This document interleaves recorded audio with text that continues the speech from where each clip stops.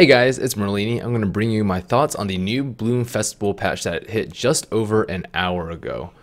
So for the full patch notes, you can go to www.dota2.com/newbloom/day2. They released some teasers on day one. Day two is when the important stuff came in.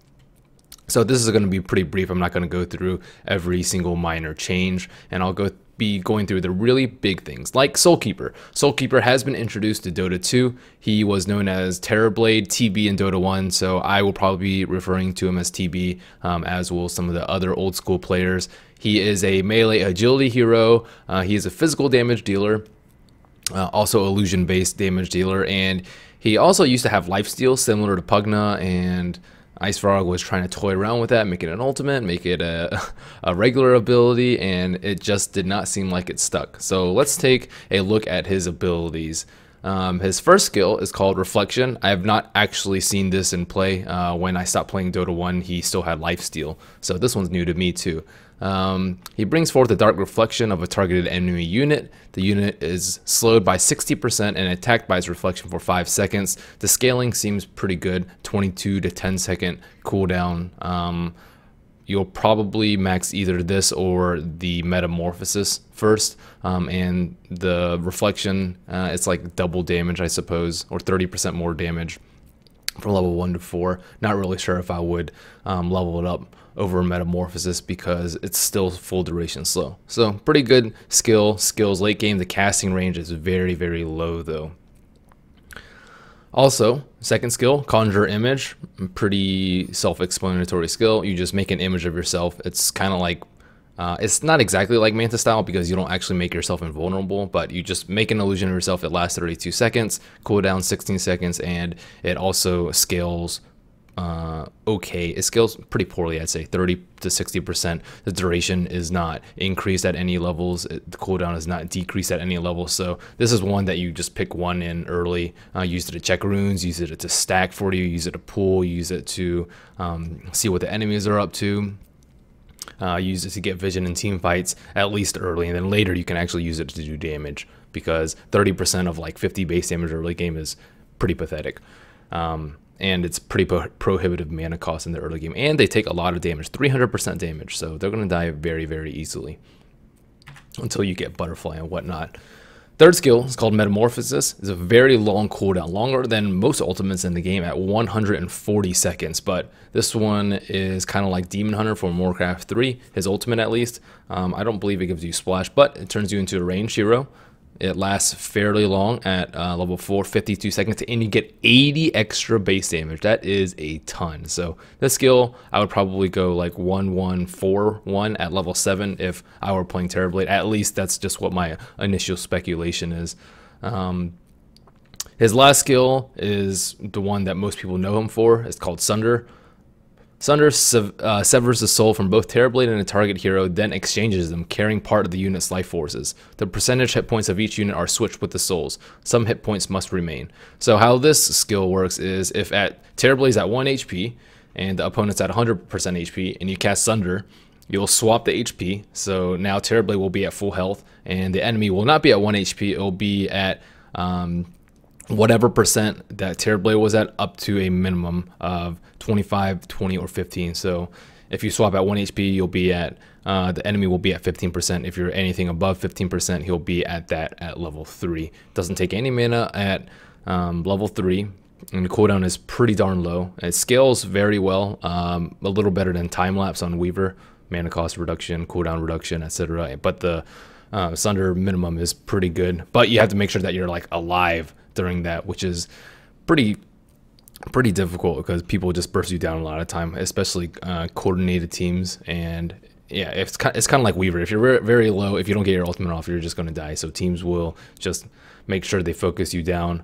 You might need BKB or Lincolns or Shadowblade or Blink or something to try and initiate. Or some people used to just jungle with TerrorBlade when he had lifesteal and then just like pop out, sunder somebody, and then hopefully get a kill. It's actually HP removal. I think this was recently buffed, so it goes through BKB, and it also interrupts channeling spells of the target. So I guess it's a mini stun. I did not actually know that.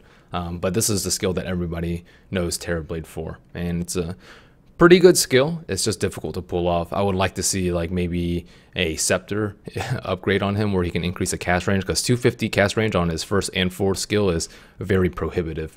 And this is taken from playdota.com. If you look on the Dota 2 New Bloom stuff, it just gives you a vague overview of the skills. I like looking at the numbers, cooldown mana, etc.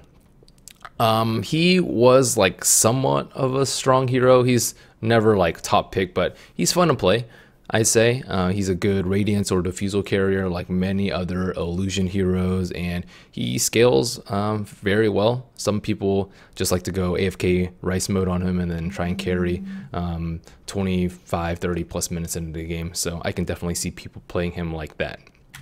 So moving on to the next part of the patch notes, we have a new game mode. It's called Random Ability Draft. It's sort of like all random with a twist. Everyone gets random hero, and each hero's ability is placed in a pool, and you take turns choosing which skill you want. So a hero like Magnus, all 4 of his skills, Shockwave, Empower, Skewer, and RP are going to be thrown in a pool, and I'm not really sure how the draft works. Probably blue picks first or something like that. It might be like a 1-2-2-2-2-1 thing, and RP will probably be taken very, very early because that skill is really good, especially if you can combine it with other random skills. So it's somewhat similar to Dota OMG, except there's a draft phase and the pool's a little bit smaller. So this is actually a lot of fun. You don't have to rely on third-party servers or people to play this mode. It used to be d2ware.net, but now you can just play it in Dota. I hope they expand it so that you can actually pick your heroes, and the pool of skills is a little bit larger than the 10 heroes in the game, but it's a very good start, and you can tell that Valve is going to try and make a lot of custom game modes to keep people's interest in Dota. And also to keep people's interest in Dota, heroes, nerfs, and buffs, because a lot of people have just been absolutely sick of ES, and you'll hear me say, fuck this Earth Spirit, and people will just abandon when there's an Earth Spirit picker because I hate that hero. But now, maybe not so much. The big losers in this patch, the ones that got nerfed the most, Broodmother can no longer go off the map, Spin Web no longer gives any vision, and some other nerf to her. Earth Spirit just got nerfed like all around. Pretty much all his skills got nerfed. I don't think Magnetize did, but if you look at the list, it's like 10 nerfs. Invoker's Forge Spirits got nerfed, most notably ranged and HP, I believe, but EMP and Ghost Walk and some of his other spells actually got buffed, Alacrity too. Alchemist no longer has night vision, Unstable Concoction, maximum channeling duration is 7 to 5.5, and it no longer grows in strength as it's thrown in the air too. So that's a pretty significant nerf. Necrobook also got nerfed. Armor, I believe cooldown got longer. I think there's some other things too, maybe more bounty, but Necrobook got nerfed because it's deemed overpowered now that you can't Midas or HOD it. Big winners, Faceless Void and Meepo. This is more of a nerf patch than a buff patch, so there's not that many winners. Faceless Void, his Time Walk only takes 90 min instead of 120, which is pretty significant actually. His Chronosphere cooldown got reduced, and on top of it, when he Chronospheres, he has 1000 movement speed and phase, so that's pretty cool.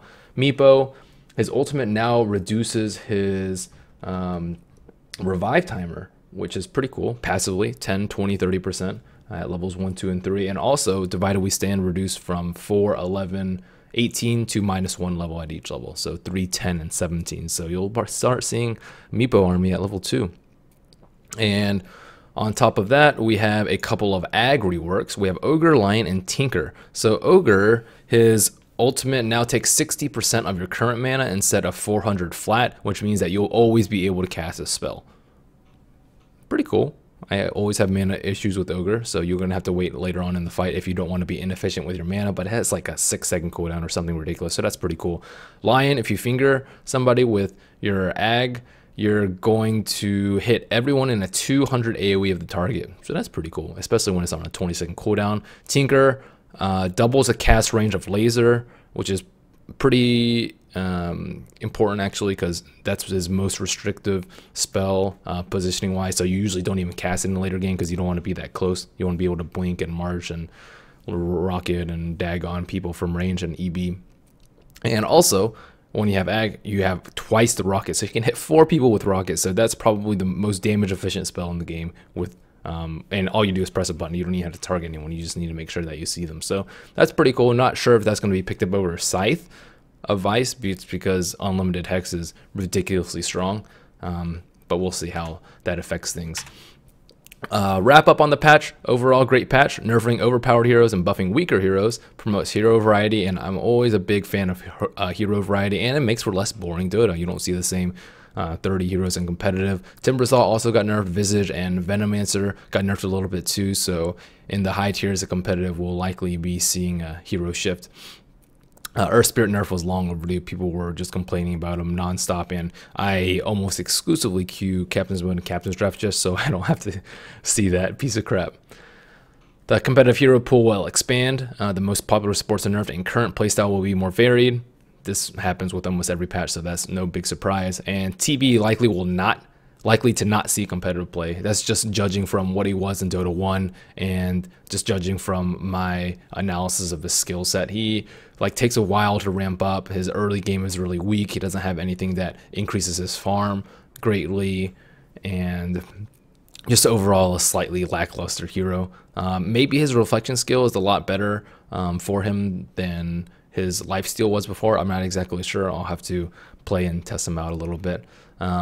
So thank you guys for tuning in to my thoughts on the new boom patch. I'll be doing a 24-hour stream. As a reminder, I'll be doing a 24-hour stream this Saturday, February 1st. So make sure you tune into that. I'll be sure to play this new game mode and probably play a lot of TerrorBlade too. So thank you guys for watching. If you like my channel, you can subscribe to me at youtube.com/MerliniDota. Sorry I haven't posted a video in a while, but hopefully those will be coming more soon. Thank you guys again.